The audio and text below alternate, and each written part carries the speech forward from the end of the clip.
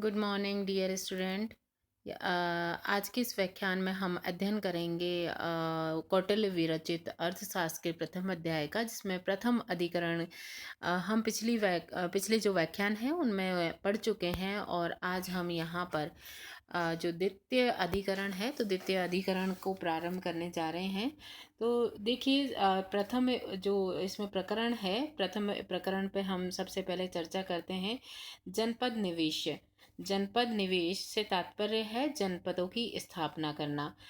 इसका जो विशेष है वो इस प्रकार है कि इस प्रकरण में जनपदों की स्थापना का विवेचन किया गया है।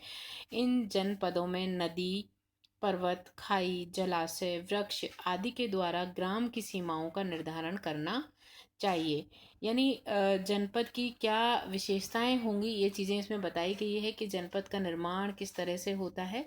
तो जनपदों में नदी, पर्वत, खाई, जलाशय आदि, वृक्ष आदि के द्वारा ग्राम की सीमाओं का निर्धारण करना चाहिए। जनपदों की समृद्धि के लिए सभी तरह की सुविधाएं प्रदान करनी चाहिए। इसके पश्चात है भूमि छिद्र विधानम। भूमि छिद्र विधानम से तात्पर्य है भूमि को उपजाऊ बनाने का विधान। अर्थात हमारी जो भूमि है, जिस जनपद पे राजा का राज्य होता है, उसकी जो भूमि है, उस तरह उसका किस तरह से उपजाऊ बनाया जाए, इसके ऊपर इसमें बताया गया है। इस प्रकरण में चारागाह, तपोवन, वेदाध्ययन, विहारवन, हस्तिवन आदि के योग्य भूमि को छोड़कर शेष अनुपजाऊ भूमि को कृषि योग्य बनाने का विधान किया गया है। आप इसको एक बार पुनः सुने। इस प्रकरण में चरागाह, तपोवन, वेद अध्ययन, विहारवन, हस्तिवन आदि के योग्य भूमि को छोड़कर शेष अनुपजाऊ भूमि को कृषि योग्य बनाने का विधान किया गया है। तो ये दो कारिकाएं हमने इसमें पढ़ी, तो इसका एक बार हम पुनः तीसरी कारिका स्टार्टिंग से करते हैं। हाँ, अब जो नेक्स्ट कारिका है वो है तृतीय कारिका जो है, उसका हम अध्ययन करेंगे। इसमें है दुर्ग विधानम, यानी दुर्ग का निर्माण करना, कि राजा सबसे पहले अपने जनपद का निर्माण करे, उसके बाद वो वहाँ की भूमि को उपजाऊ बनाए। और नेक्स्ट बताया है यहाँ पर कौटिल्य के द्वारा कि इस प्रकरण में कि दुर्ग का विधान या दुर्ग का निर्माण किस प्रकार से किया जाए। तो इस प्रकरण में बताया गया कि राजा को जनपद की रक्षा के लिए चारों दिशाओं में दुर्गों का निर्माण करना चाहिए। दुर्ग के द्वार, प्रकार आदि बनाने के ढंग का विवेचन भी यहाँ पर किया गया है कि जो दुर्ग है यानी राजा का जो महल है, उसके द्वार किस प्रकार के होने चाहिए।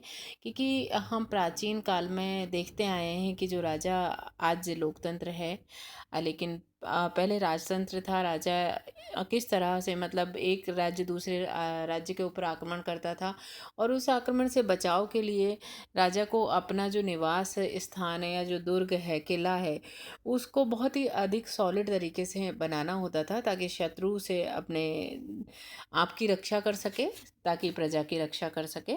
तो दुर्ग निर्माण के विषय में यहाँ पर चर्चा करी गई है। और नेक्स्ट है दुर्ग निवेश।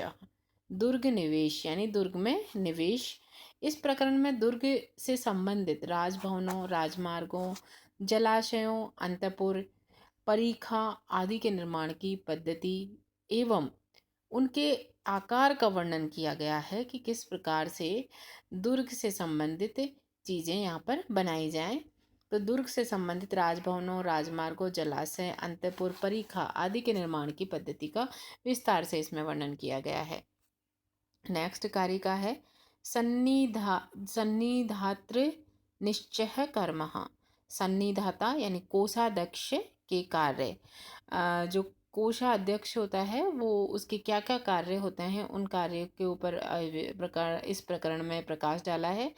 तो पर्णगृह, कोष्ठागार, कुप्यगृह, शास्त्रागार, कारागृह के बनाने के तरीकों का वर्णन किया गया है।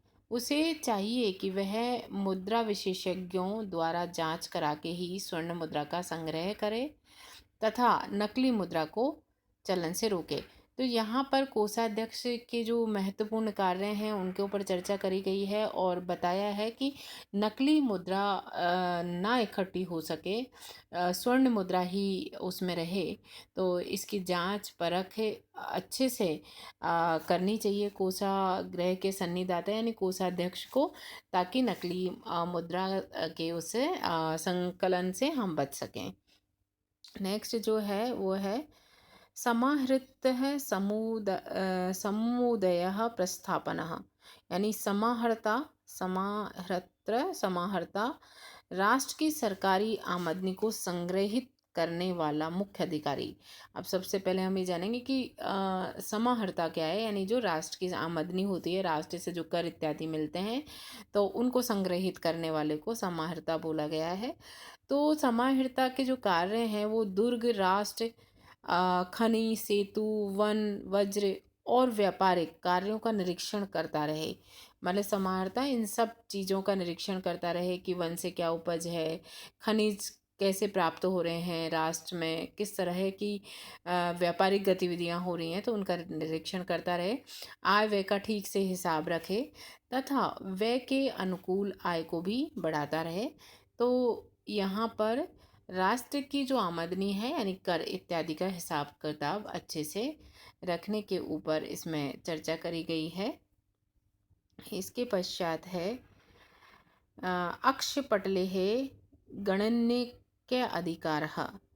तो अक्षपटले यानी लेखा कार्यालय में, अक्षपटल यानी रेखा कार्यालय में लेखा अधीक्षक का कार्य, यानी जो हिसाब किताब को जो लिखने का कार्य करता है, तो लेखा अधीक्षक का कार्य। तो विशेषतः इसमें गाणनिक या लेखा अधीक्षक को चाहिए कि वह सभी विभागों के आय व्यय का हिसाब लेखा पुस्तिका में अंकित करे, राजकीय धन के गबन करने वाले अधिकारियों से उन धन को वसूल करे। तो अच्छे से मतलब सभी अपने कर्तव्यों का पालन करेंगे तो ही जो राज्य का कार्य है वो विधि पूर्वक हो पाएगा और एक अच्छे राज्य की स्थापना हो पाएगी। तो उसके लिए यहाँ पे कवि ने सबसे पहले तो जो कर ग्रहण करने वाले हैं उनकी बात करी है, फिर कर ग्रहण करने के बाद भी जो कर होता है तो उसका लेखा जोखा भी हमें अच्छे से रखना चाहिए, उसके ऊपर चर्चा करिए। और जो नेक्स्ट कारिका है वो है समुदस्य युक्त अप्रत्यक्ष प्रत्यायन, यानी अपहरण किए गए कर की फिर से प्राप्ति। समुदस्य है युक्त अप्रत्यक्ष प्रत्यायन, यानी हिंदी इसका हिंदी अनुवाद इसका देखेंगे कि अपहरण किए गए कर को फिर से प्राप्ति किस प्रकार से की जाए। तो उसके ऊपर यहाँ पर कवि ने बोला है कि खजाने के नाश के 8 कारण हैं, वो आप ध्यान से सुने। प्रतिबंध, प्रयोग, व्यवहार, अवस्तार, परिहाय, उपभोग, परिवर्तन और अपहार का वर्णन करते हुए गबन किए गए धन की प्राप्ति, पुनः प्राप्ति के उपाय एवं गबन करने वालों को दंड का विधान इसमें किया गया है।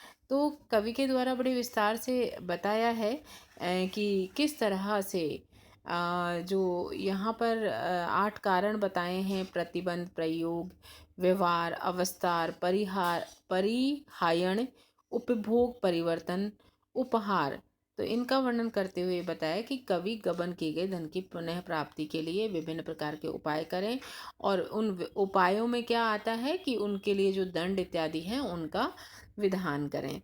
तो आज के इस व्याख्यान में हम इतना ही अध्ययन करेंगे और जो दूसरी चीज़ है मैं आपको इस व्याख्यान की पूरी PDF भी उपलब्ध करवाऊंगी ताकि आप इसकी व्याख्या भी अच्छे से पढ़ पाएँ। लेकिन लगातार आप जो वीडियो हैं उनको देखते रहें और PDFs को पढ़ते रहें ताकि हमारा सिलेबस एक निर्बाध गति से चलता रहे। आज के लिए इतना ही, धन्यवाद।